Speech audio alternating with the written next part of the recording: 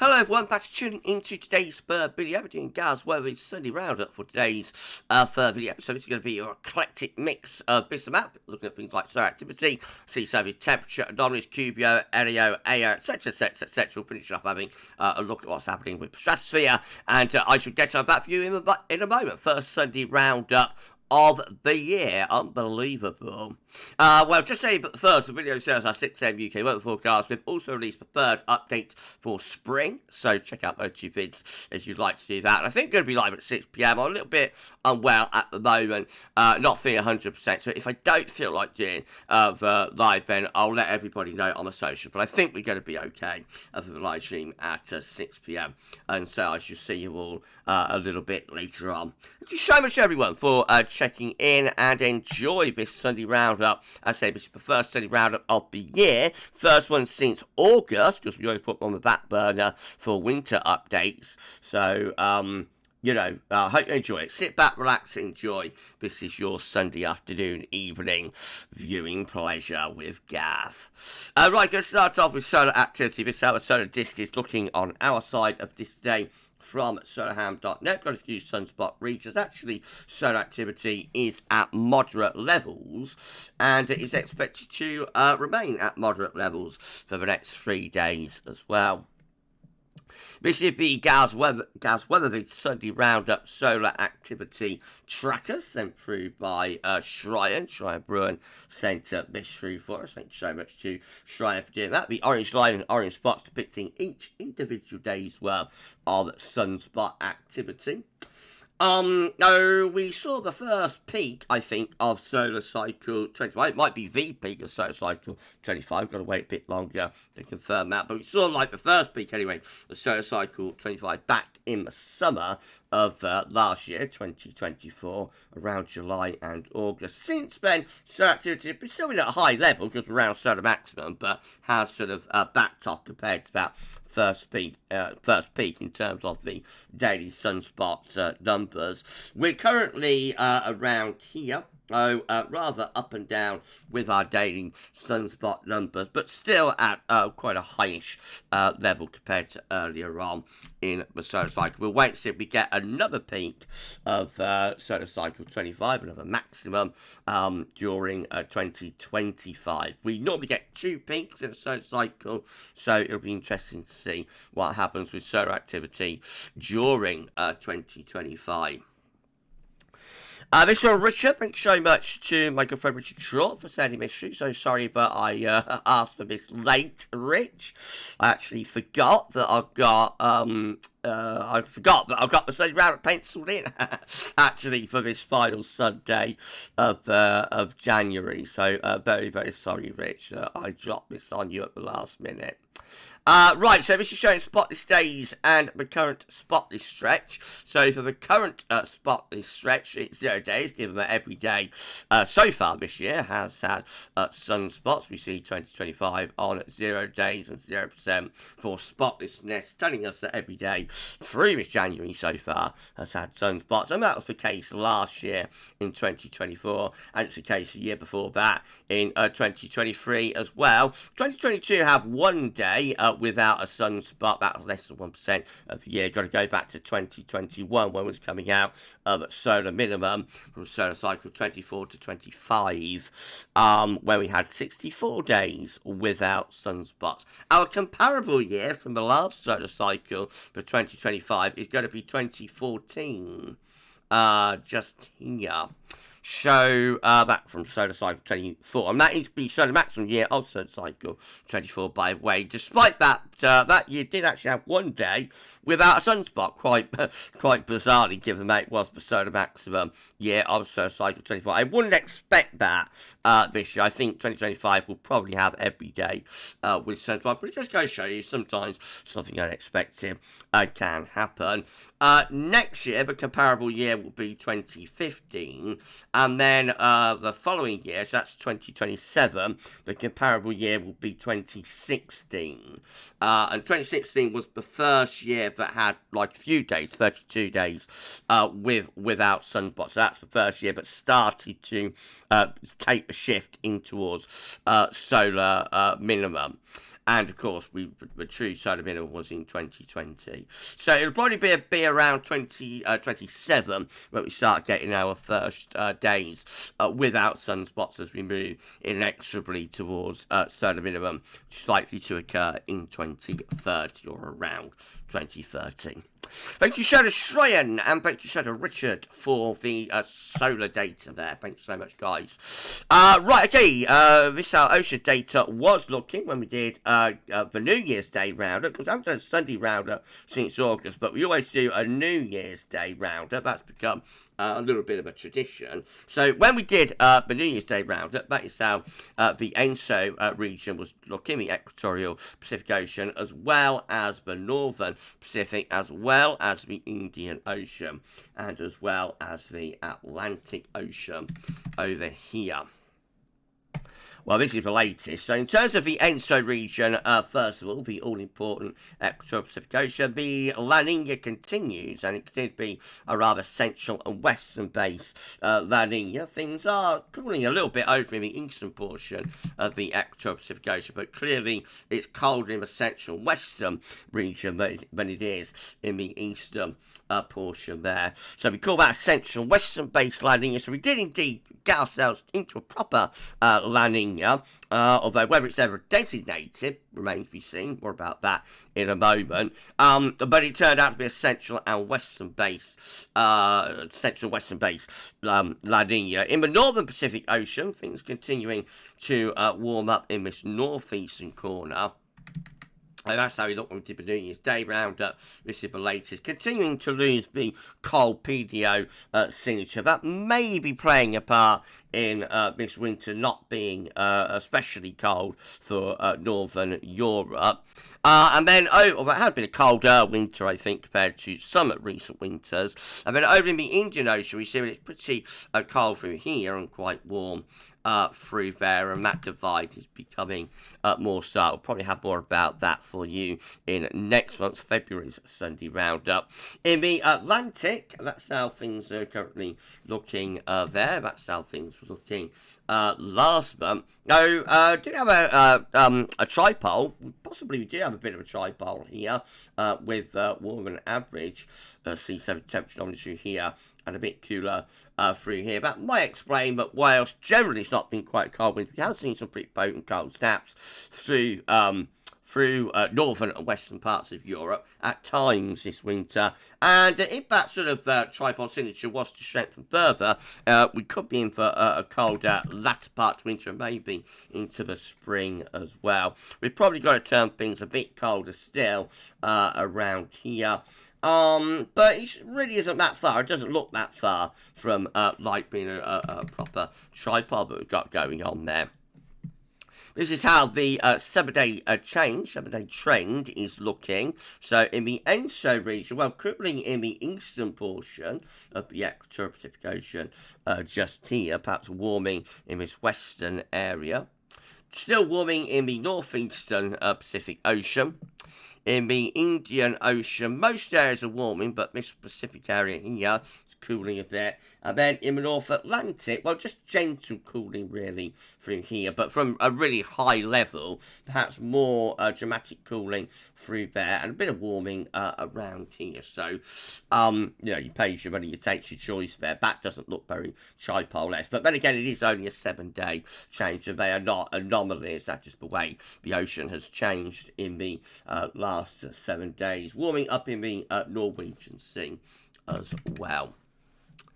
This is how things are looking in terms of subsurface temperature anomalies at depth underneath the equatorial Pacific Ocean. So you have to think that this is like the surface of the equatorial Pacific Ocean. We've got Peru just there, South America, and we've got Indonesia over here. Of course, ENSO is the cyclical warming and cooling of the equatorial Pacific Ocean between Peru and Indonesia. So at depth, we see that we've got colder than average subsurface temperature anomalies through much of the central and eastern portion of the equatorial Pacific Ocean, telling us that La Nina is very well supported, not just on the surface, but at depth as well. This looks like a proper La Nina signature that we have. We have got gathering warmer than average subsurface temperatures at quite a significant depth, going all the way down to about 250, 300 metres actually, that we see there in the far western portion of the equatorial Pacific Ocean. I don't know whether that could be a precursor to an El Nino, if that was to spread out, you know, through the equatorial Pacific Ocean and then rise up later on in the year. Not sure whether that is something that we look for an El Nino, but it will be interesting to see how things develop beyond La Nina. Of course, we'll probably go back to ENSO neutral into the spring, as we usually do, and then we shall see by summer 2025 where we're going ENSO-wise. Southern Oscillation Index, which is an index that's reflecting the atmospheric state, not driving anything its own terms, just tells what the atmosphere is doing. Looks like this. It's measuring air pressures between Tahiti and Darwin. So when we've got a landing here, we have a positive SOI conditions, and that's what we've been seeing with the SOI over the past week or so. Solidly positive numbers there on all days. Interestingly, we did go through a period of quite strong negativity back earlier on in January, and this was around the time we was getting quite a potent cold snap, so in Northern Europe. So the atmosphere for a short while in the equatorial Pacific Ocean and the southern Pacific Ocean did in fact shift into more of an El Nino type phase earlier on in January, and you know the atmosphere therefore was fighting against the ocean, and that coincided, as I say, with the cold spell in northern and western Europe. So quite interesting that that happened. I don't know if there'll be a connection to that or not. Probably not. Probably just you know, random chance. But anyway, we're back into solidly positive SY numbers, and so the atmosphere is back into solidly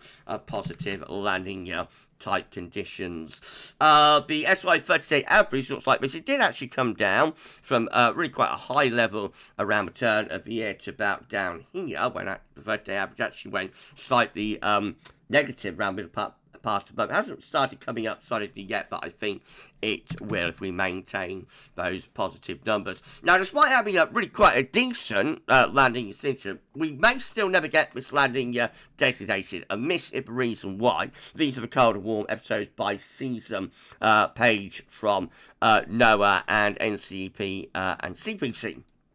As you showed, all ENSO events back to 1950. They've come down to 2024. I haven't got 2025, the year of 2025 yet. So we start 2024 with red numbers. That's El Nino, of course, from, it's a very strong El Nino as well, from 2023 into 2024. Well, of course, that goes back to black into the summer there as we revert back to ENSO neutral. You'll notice the numbers are still black up to our last tri-monthly period, October, November, December.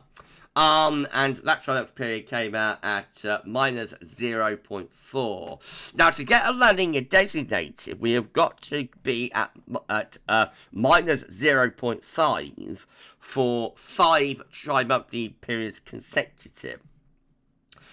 We didn't achieve that in the tri-monthly period of October, November, December. So that means we've got to achieve that in that tri-monthly period there, and then this one, and then this one, and then this one, and then this one as well, March, April, May. That might be a bit of a tall order. It's possible we'll just about do that, but it might be a struggle. This tri-monthly is going to be all important. If we can get to minus 0.5 or lower for November, December, January, then we'll probably be able to do it. But it might be a tall order, and despite having like a proper, landing signature, we may never see these these boxes go blue and have a designated La Nina. But we'll keep a close eye on that and see what happens. So the CFS is forecasting things. So CFS is normally pretty good in terms of a trend. Does get things wrong in terms of being strength a lot of the time. So temperature anomalies are on the side. Dates in monthly periods are on the bottom. We're currently here having a weak La Nina event.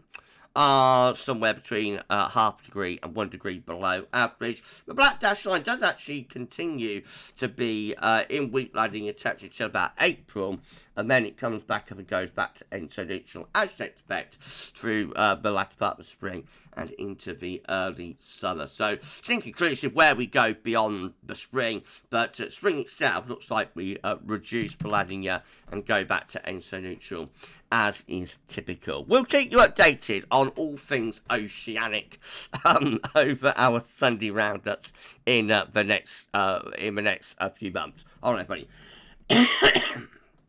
So sorry, everyone. Right, QBO next quasi-biennial oscillation. Remember, the QBO is also not an index really, but it's driving anything, just tells what it actually is doing. It's basically reflecting the strength of the zonal westerlies. So we start 2024 in an easterly QBO, those negative numbers. We reverse that into the summer and go into a westerly positive QBO, and that strengthens through the remainder of the year. So the highest number so far for this westerly QBO is back in November at minus 13.78. December came in at, what am I talking about, not minus, at plus 13.78. If it was minus, it'd be an easterly QBO. No, for the westerly QBO phase that we're in at the moment, the strongest number is plus 13.78. For December, we came in at plus 12.70. So just slightly lower in December than in November. The Western QBO has got further to run, of course. So January, February, March, I think both those 3 months will have positive numbers there, probably into April as well, but I would have thought reducing by then, probably reducing further into May, probably reducing further into June, and then I would imagine it'll be about July, August, September, sometime in those 3 months, but the next easterly QBO phase will probably begin. For the moment, Western QBO continues, albeit I think as we get into spring it will be weakening, and that's the basis for today's spring update, by the way. This is from NASA. With this, you have to think that these are the levels of the atmosphere just here, 10 HPA in the stratosphere, 30 to 50 HPA, the boundary level, that we call the troposphere. So this sandy brown area is the next westerly phase of quasi-biennial oscillation. This is the coming easterly QBO, currently trapped and locked in the stratosphere, but by the time we get into the summer, I reckon there's a very good chance that that will start to descend down from the stratosphere into the troposphere. But for now, the Western QBO is well and truly into the troposphere, and so westerly QBO continues. Arctic oscillation observed and forecast looks like this. The black line shows where we've been with the AA. The red lines at the end where the GFS ensembles are forecasting the Arctic oscillation to go through the early to middle part of the winter. And it is like exactly 50-50 so far, really. Now, up from like the 1st of December to about the 15th of January, generally we see a negative AO there. There is a little period of positivity around Christmas, quite weak though. But overall, I think the early part of winter, the first half of the Josh winter was negative with the Arctic oscillation. Second half of winter looking much more positive, and that is where we currently are right now, with a very strongly positive Arctic oscillation.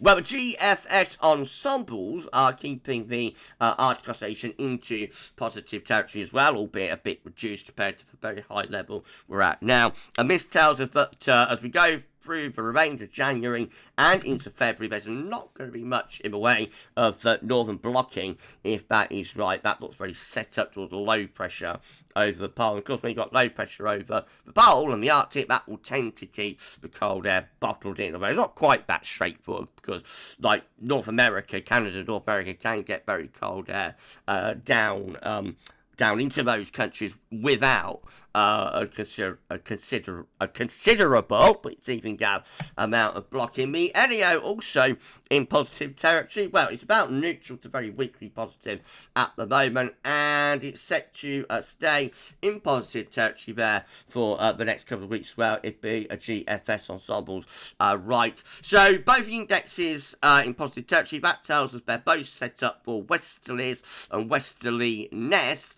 over the next couple of weeks. It could be a mild start to February, but of course that doesn't rule out the chance of the Azores High coming so far north. It actually builds an area of high pressure across Western Europe, and if that happens, we could get inversion and, you know, frost and fog and that sort of thing, as we had quite a lot of so far this winter. So not quite as straightforward as saying, well, the AO and the NEO is in positive territory, therefore it's going to be very mild. You know, sometimes you can get the Azores High getting so far north, as it sends areas high pressure delivers frost and fog. But fundamentally, that is not, you know, those two indexes, the AO, the NEO, are not set up for all that much in the way of genuine cold and wintry weather.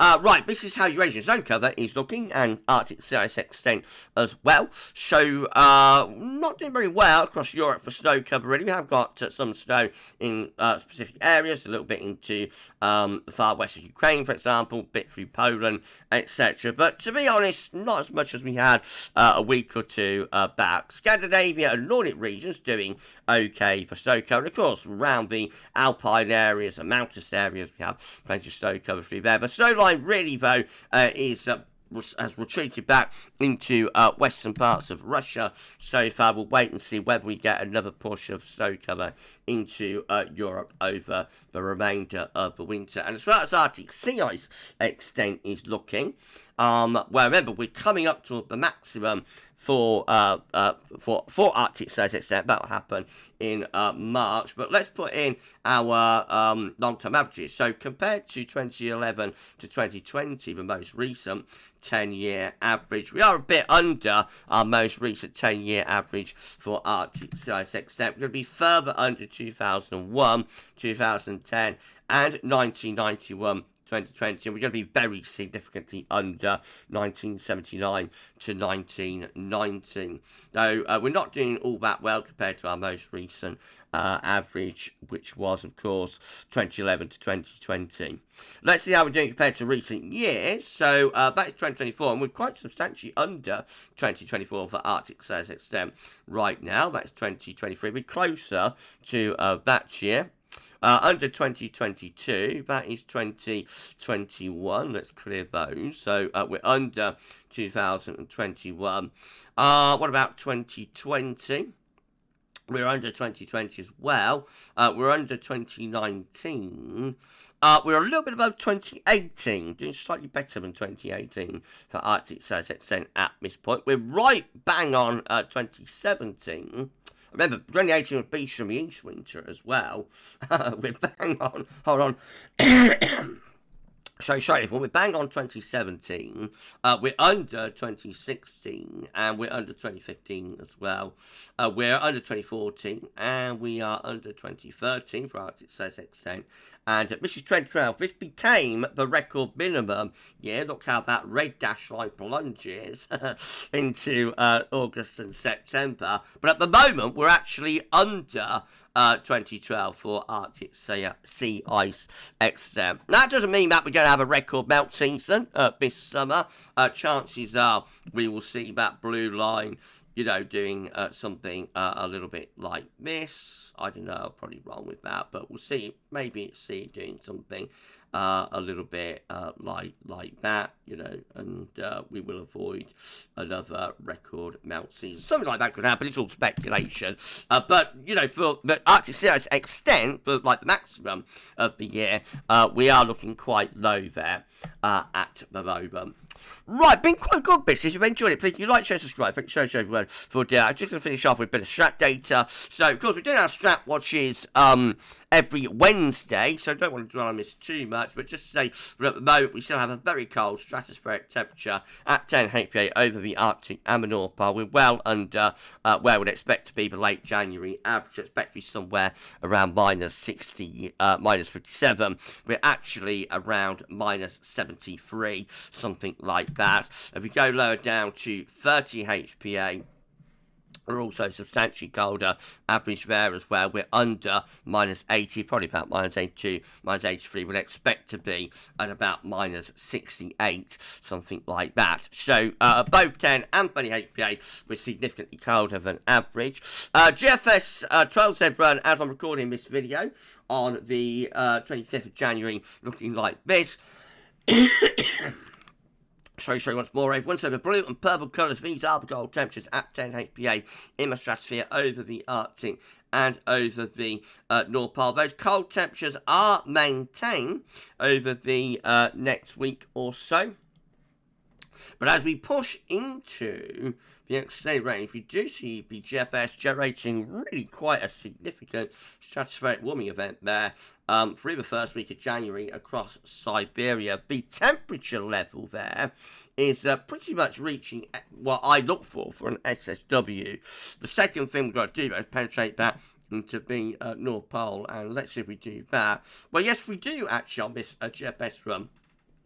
So, by the 10th of February, we're bringing significant amounts of warming from Siberia into the North Pole in the stratosphere, and we've got a displacement event of the polar vortex taking place through North America into the North Atlantic and into northern parts of Europe. Now, it's only one run of the GFS, but it is quite a significant warming that we see there, and it's been rather consistent with that over the last day or so, but it's in a very extended range, and of course, the stratospheric forecast data in extended range of GFS is as unreliable as everything else, so we need to stay cautious on it. But it could be that February is yet again going to deliver another SSW. If it does, then well, it depends how late into the month we have to wait for it, but it will probably impact the spring, March and April, more than it will impact the winter, which I know a lot of you don't want, but it does happen very frequently like that.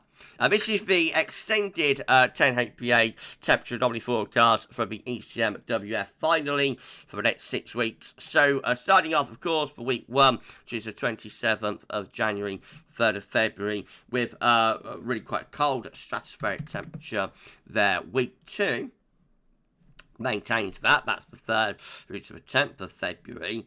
Week 3, though, showing that warming that I think we just looked at with the GFS. So ECM is also picking up on that around the Siberian and Pacific and Canadian side of the North Pole there. Week 4, again, we see that warming moving more towards Canada, and, you know, definite warming of the stratosphere over pole as well, although probably short of an SSW. And then expanding that out into week 5, which is the 24th of February to the 3rd of March. And then by week 6, that warming intensifies.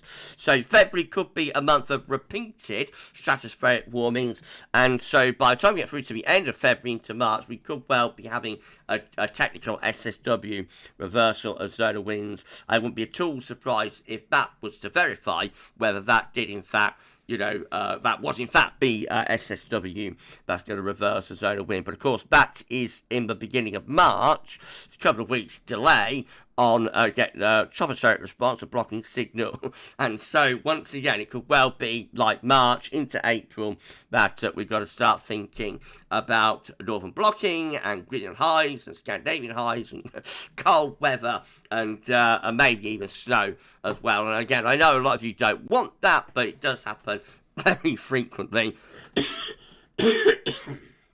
Oh, yeah, I think I better get this wrapped up. It does happen very frequently like that. So we should keep you updated with our weekly Strat Watches. Every Wednesday at midday, we release a Strat Watch. And we also have a look at a past winter from a stratospheric point of view as well. And last Wednesday, we did 1947, one of the coldest winters of the 20th century. One of the coldest winters on record, really. And also very, very snowy as well. And the stratosphere was behaving very, very interestingly during that winter, so make sure you check out, I think it's episode 8 of Stratwatch.